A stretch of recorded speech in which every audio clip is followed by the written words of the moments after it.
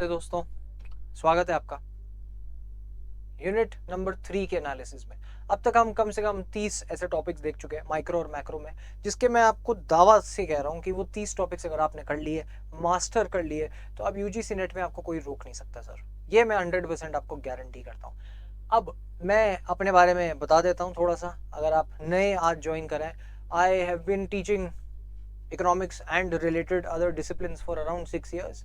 Research experience मेरा खुद का करीब 5 साल का है, पब्लिक पॉलिसी और इकोनॉमिक्स में, डेवलपमेंटल इकोनॉमिक्स में। एकेडमिक राइटिंग मुझे पता है, टीचिंग मुझे पता है। I was published by the time I was 15 and I teach economics at JRF Adda. ये तो आपको पता ही होगा क्योंकि आप इस वीडियो को देख रहे हैं। अब स्टेटिस्टिकल जो अपना यूनिट नंबर 3 है, इकोनोमेट्रिक्स और स्टेटिस्टिक्स, इसकी अपन बात करने जा रहे हैं। अब मैं सोच रहा था कि आपको मैं थोड़ा और डिटेल में और एक्सटेंट में बताते चलूं किस तरीके से क्या क्या इंपॉर्टेंट बन पड़ता है और कैसे सवाल आ रहे हैं, तो आप एक बार आपको हुलिया समझ में आ जाएगा ना। सी, ये पूरा एक्सरसाइज हम क्यों कर रहे हैं, ये सारे यूनिट का एनालिसिस हम इसलिए कर रहे हैं ताकि आपको पता चल जाए कि किस तरीके के सवाल पूछ रहे हैं। तो आप बैठ के जब आप पढ़ रहे हैं तब आप थ्योरी में, अगर जैसे किसी चीज में न्यूमेरिकल्स पूछ रहा है तो वहां पे आपको न्यूमेरिकल करने हैं, थ्योरी नहीं करनी है। और जहां थ्योरी पूछ रहे हैं वहां न्यूमेरिकल्स नहीं करने हैं, तो आपको वो एक्सटेंट, एक शेप आपको मालूम पड़ जाएगी। बाकी आप लोग कमेंट करते रहिए, मुझे बताते रहिए, करेक्ट करते रहिए। मेरे हिंदी का जो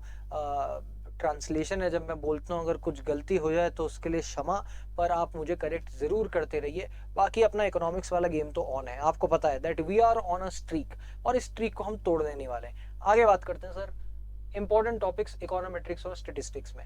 सबसे पहले प्रोबेबिलिटी से हर साल सर जी 100% सवाल बनता है। 2023 जून के अटेम्प्ट में जब मैंने दिया था तब मैंने देखा था कि प्रोबेबिलिटी का सवाल अच्छा खासा बन गया था। और ये जो न्यूमेरिकल है, यूजुअली कभी न्यूमेरिकल में आपको क्या पूछेगा सर, ये बोलेगा फॉर्मूला, एक फॉर्मूला दिया हुआ है और बोलेगा कि क्या ये फॉर्मूला करेक्ट है। प्रोबेबिलिटी में बहुत सारे प्रोबेबिलिटी होती है, कंडीशनल प्रोबेबिलिटी हो गई, लॉज ऑफ प्रोबेबिलिटी हो गए, तो आपको ये सब आने चाहिए। प्रोबेबिलिटी पे आपको अच्छी खासी प्रैक्टिस करनी पड़ेगी क्योंकि 1 से 2 सवाल हर साल प्रोबेबिलिटी पे बनता ही बनता है। प्रोबेबिलिटी को अगर आप देखना चाहें तो आप इसको प्रायिकता भी कहते हैं हिंदी में, तो आई होप कि प्रोबेबिलिटी में तो कुछ ज़्यादा दिक्कत आएगी नहीं, इतना तो आप हिंदी मीडियम वाले समझ ही जाएंगे। बाकी you been very cooperative with me, आपने मेरा बहुत सहयोग किया तो उसके लिए धन्यवाद। अब नंबर 2, दूसरा ऐसा टॉपिक कौन सा इंपॉर्टेंट है, binomial distribution, Poisson distribution, normal, ये सारे के सारे डिस्ट्रीब्यूशन अलग अलग आपको डिस्ट्रीब्यूशन दे देगा, एक ग्राफ बनवा देगा। यहाँ पे ये देख लेते हैं अपन, एक सेकंड, इसको अपन देख के यहाँ ये इधर समझ लेते हैं। ये देखो, ऐसे करके आपको बोल देगा कि अब ये क्या चीज है, ये क्या है, ये क्या है, ये चीज क्या बनती है, ये पूछ लेगा आपको। आपको आना चाहिए binomial distribution, important, again very important, पूछते ही हैं। जी स्कोर पूछ लिया सर आपसे, जी स्कोर क्या चीज होती है, बायनोमियल डिस्ट्रीब्यूशन, और इसको अगर अपन देखें तो वो क्या बन पड़ता है, वितरण, अलग अलग पॉइजन वितरण, सामान्य वितरण। तो ये सारे आपको टॉपिक्स आने चाहिए, बहुत इंपॉर्टेंट बन पड़ता है ये। फिर जी स्कोर और पियर्सन के गुणांक, मतलब पियर्सन कोफिशिएंट जो बनता है आपका यहाँ पर, पियर्सन कोफिशिएंट, ये भी बहुत इंपॉर्टेंट है, और जी स्कोर भी। न्यूमेरिकल मैंने तो नहीं देखे अब तक, I have not seen any hardcore numerical from this particular section. Z score में फॉर्मूला या पियर्सन कोफिशिएंट का फॉर्मूला पूछ लेगा, या अगर कभी आ गए होंगे न्यूमेरिकल्स तो इतने कोई ज़्यादा टिपिकल मालूम नहीं पड़ते हैं। तो इतना ज़्यादा न्यूमेरिकल के पीछे इन पर्टिकुलर टॉपिक पे नहीं भागना है, कंसेप्ट समझना है। फिर measure of central tendency, mean, यहाँ से सवाल थोड़े मीन बनते हैं, ठीक है, थोड़े मीन, अंग्रेजी में जो वर्ड है mean, that guy was mean to me, वैसे मीन सवाल बनते हैं। पूछ लेगा एक पर्टिकुलर सिचुएशन दे देगा आपको और पूछ लेगा वो कौन सा मीन है, क्या अरिथमेटिक है, ज्योमेट्रिक है, हार्मोनिक है, वेटेड है। आपको चारों आने चाहिए। और इसमें अच्छा बाय द वे, मीन को भी निकालने के 3 तरीके होते हैं। ये 3 तरीके मेरे हिसाब से तो न्यूमेरिकल के हिसाब से इतने जरूरी नहीं मालूम पड़ते हैं। इसीलिए नहीं मालूम पड़ते क्योंकि ये आपसे ये नहीं बोलेगा कि आप मीन को इसी तरीके से निकालो, क्योंकि सर चेक कौन कर रहा है, आपको आंसर निकालना है। तो आपको ये पता होना चाहिए कि मीन एक्चुअली मतलब क्या है, मीन का, मीन से निकल क्या रहा है, what is the representative value of mean, that is the conceptual question you need to ask yourself. Mean के बाद सेंट्रल टेंडेंसी में आपको बन पड़ता है मीडियन और मोड। क्या बन पड़ता है, मीडियन और मोड। तो यही चीज आप देखेंगे यहाँ पे, औसत और मध्यिका और आपके यहाँ पे बहुलक। ये सारे मोड और मीडियन आपके यहाँ पे बहुत इंपॉर्टेंट बन पड़ते हैं। आंसर भी न्यूमेरिकल भी बन पड़ते हैं यहाँ से अच्छे, और आपको थ्योरी भी अच्छी खासी आनी चाहिए। फिर यहीं पे प्रसर और मानक विचलन, अगर आप देखें यहाँ पे प्रसर और मतलब वेरिएंस और स्टैंडर्ड डिविएशन, यहाँ से तो देखो वेरिएशन स्टैंडर्ड डिविएशन से कितनी बार सवाल पूछा जा चुका है, कितनी बार पूछ देंगे फॉर्मूला वेरिएंस का, और पूछेंगे which of the following formula is correct for variance और स्टैंडर्ड डिविएशन, और पूछ लेंगे। ये आ गया हमारा कोरिलेशन। कोरिलेशन को अगर अपन हिंदी में देखें तो बोलते हैं सहसंबंध। सहसंबंध में सीधे सीधे कोरिलेशन के मेजर पूछ लेता है, कैसे मापते हैं correlation, how do you measure correlation. There is one particular aspect of correlation, काफी बार ऐसा पूछा जा चुका है, सीधे सीधे पूछेगा इसका मतलब क्या है ऑटो कोरिलेशन का, एंड ऑटो कोरिलेशन को डिफाइन करने के लिए बोल देगा कि ऑटो कोरिलेशन यहाँ पे लिखा हुआ है और ऑटो कोरिलेशन क्या चीज है, ऑप्शंस में दे देगा आपको, 4 ऑप्शंस में से बेस्ट पकड़ना है। ऐसे सवाल बनते हैं। तो इंडेक्स नंबर, एरर, यहाँ पे एरर में बहुत सारे टाइप 1 टाइप 2 एरर के सवाल आ जाएंगे। आपको एक सिचुएशन दे देगा, पूछेगा क्या सर, क्या पूछेगा कि इनमें से आइडेंटिफाई करो भैया टाइप 1 कौन सा है, ये क्या ये टाइप 1 है या टाइप 2 है।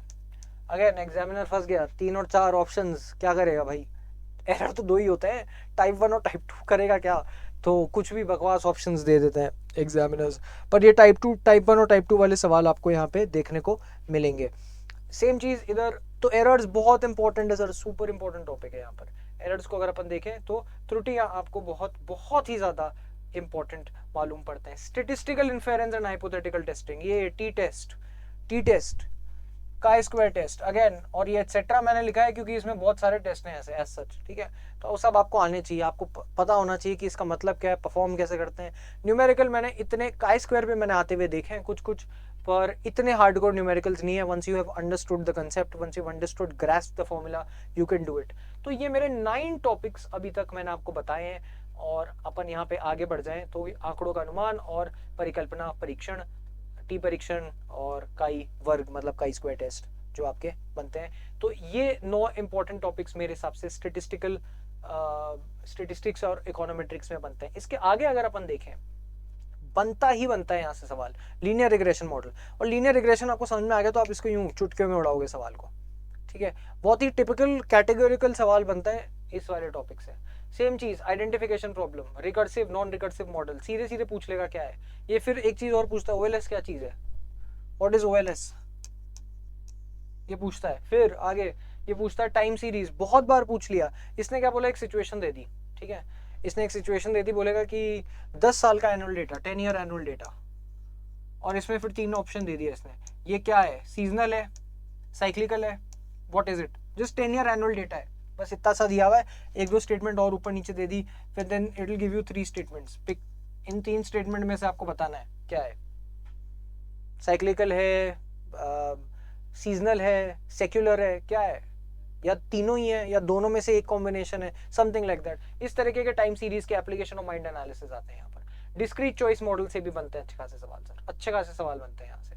तो ये मेरे हिसाब से यहाँ पे 14 ऐसे टॉपिक अगर अपन इधर देख ले, समझ ले, रैखिक रिग्रेशन मॉडल, पहचान समस्या, पुनरावृत्ति और अपुनरावृत्ति मॉडल, और आप यहाँ पे देखें समय श्रृंखला विश्लेषण। तो ये सारे के सारे जो टॉपिक्स मैंने आपको बताए हैं, ये इस यूनिट 3 में बहुत इंपॉर्टेंट मालूम पड़ते हैं, और बहुत इंपॉर्टेंट यहाँ पर ये 15 टॉपिक्स हैं। तो अब तक मैं अगर देखूँ तो मैंने अराउंड 45 टॉपिक्स आपको इन 3 यूनिट से करा दिए हैं, 30 + 15 45 टॉपिक्स। अब जब मैं अगली बार आपसे मिलूंगा तो मैं आपसे बात करूंगा यूनिट नंबर 4 मैथमेटिकल एनालिसिस की। तब तक कोई भी दिक्कत हो, कोई भी समस्या हो, कमेंट सेक्शन में पूछे। आप लोग का धन्यवाद।